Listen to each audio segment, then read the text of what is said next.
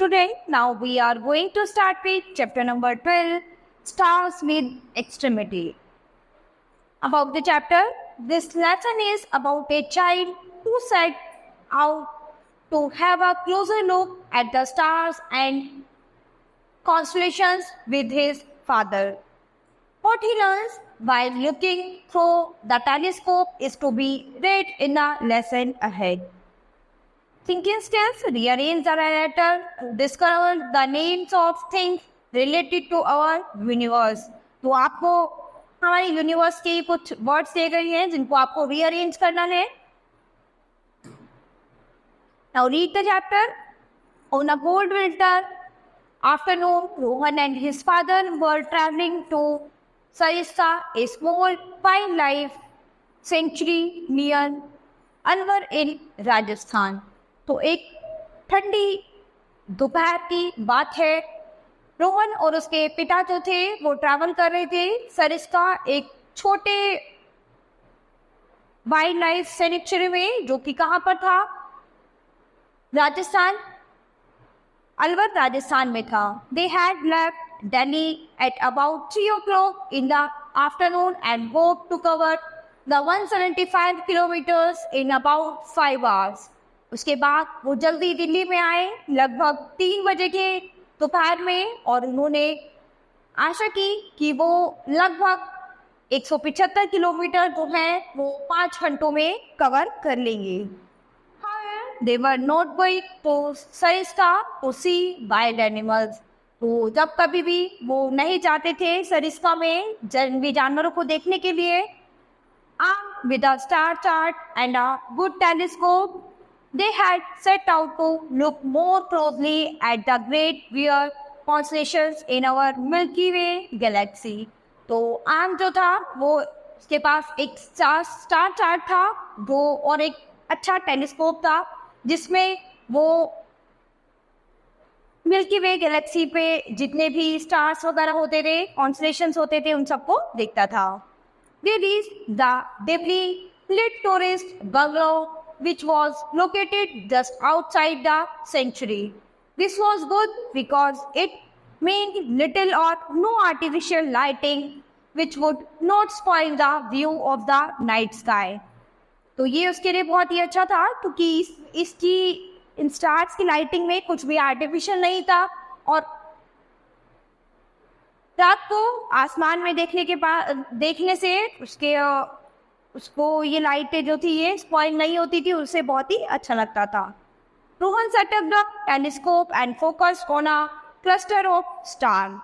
तो रोहन जो था उसने टेलीस्कोप पे फोकस किया और स्टार्स को देखने लगा. 5 minutes after gazing through his telescope, he gave an excited cry. तो 5 मिनट तक एक साथ टेलीस्कोप में देखने के बाद वो अचानक से एक्साइटेड रोने लगा. Dad look at this, it's bone. उसके बाद उसने कहा कि डैड यहाँ पर देखो, वह जा रहा है. His father also so it and said you have just seen a comet, Rohan. Oh yes, I remember reading something about it in a science magazine. उसके बाद वो कहता है कि मुझे याद है मैंने इसके बारे में पढ़ा था एक साइंस मैगजीन में. Tell me more about comets, said Rohan. तो रोहन ने बोला कि मुझे और भी कुछ बताइए इस कॉमेट्स के बारे में.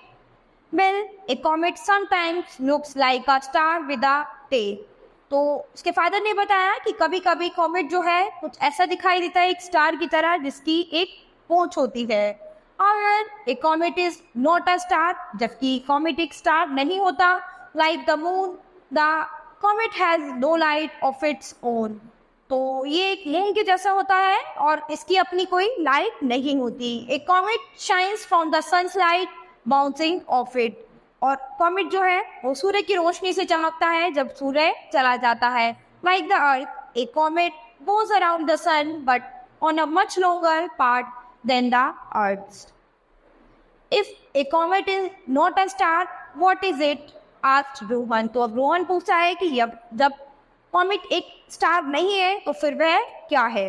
Some scientists think that a large part of a comet is water frozen into silty ice and mixed with bits of iron and rock, dust and perhaps a few big chunks of rock. तो उन्होंने बताया कि कुछ scientist का विचार है कि comet जो है पत्थर के जैसा एक टुकड़ा है, तो बड़ा एक पत्थर का टुकड़ा है जो पानी की तरह एकदम चमकता हुआ निकल जाता है. When sunshine melts the ice in comet, तो जब कभी भी इसकी रोशनी जो है वो मेल्ट होती है एक आइस की, उसमें great clouds of gas so streaming behind it. These clouds together with the dust make a bright fuzzy looking tail. Most people have never seen a comet. तो ज़्यादातर लोग जो हैं वो कभी कॉमेट को नहीं देखते हैं. No one knows how many comets there are. कोई भी नहीं जानता कि कितने कॉमेट्स हैं. There may be billions of comets, but only a few close enough for us to see them, even when it is not often that a comet comes close enough to be seen without a telescope. Rohan was ready with his next question. अब रोहन अपने next question के लिए ready था. So the first comet to be able to write anything about it. तो कैसे सबसे पहले comet को देखा गया और उसके बारे में क्या लिखा गया? It was a man named Edmund Halley who lived in the 17th century. He discovered the path that comets take the sky. तो वो एक पहला आदमी था जिसका नाम एडमंड हैली था, जो कि 17th सेंचुरी से था. उसने डिस्कवर किया था कॉमेट को स्काई में, यानी आसमान में सबसे पहले कॉमेट को उसने ही डिस्कवर किया था. Some comets move out of our sight and never come back.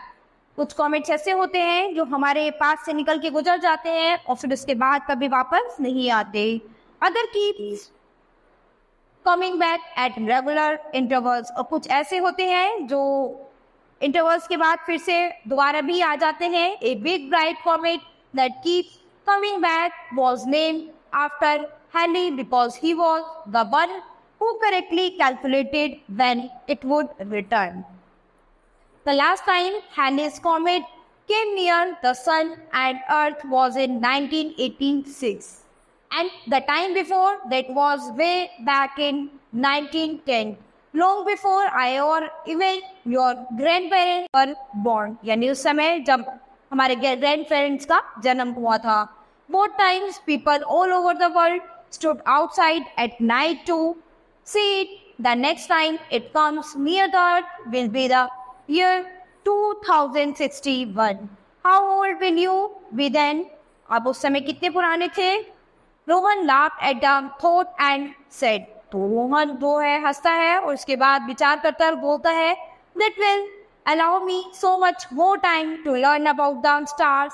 I want to be an astronomer. वो कहता है कि आप भी मुझे क्या अलाउ करोगे ज़्यादा से ज़्यादा समय स्टार्स के बारे में सीखने के लिए, और मैं चाहता हूँ एक एस्ट्रोनॉमर बनना चाहता हूँ. Excellent Rohan. In fact, in late 2011, scientists discovered another solar system with 2 suns and about as many planets as in our solar system. उसके बाद वो अपने बेटे को अप्रिशिएट करते हैं और उसको कहते हैं. इनफैक्ट अभी 2011 में ही साइंटिस्ट ने डिस्कवर किया था एक दूसरा सोलर सिस्टम 2 सन के साथ, और उसमें बहुत सारे प्लैनेट पाए गए थे उस सोलर सिस्टम में. They also discovered that Mars has 100 times more water than what was earlier believed. The universe is infinite. There is a lot more waiting to be discovered. यहाँ पर एक बच्चा है अपने फादर के साथ, आसमान में तारों को देखता है और उससे इमेजिन करता है कि वो एक एस्ट्रोनॉट बनना चाहता है और बाकी की चीज़ें सर्च करना चाहता है. यहाँ पर उसने एक कॉमेट के बारे में देखा और उसे लगा कि उसे और कुछ जानकारी मिलनी चाहिए, इसीलिए वो चाहता था कि वो और ज़्यादा से ज़्यादा इनके बारे में पढ़े और सीखे.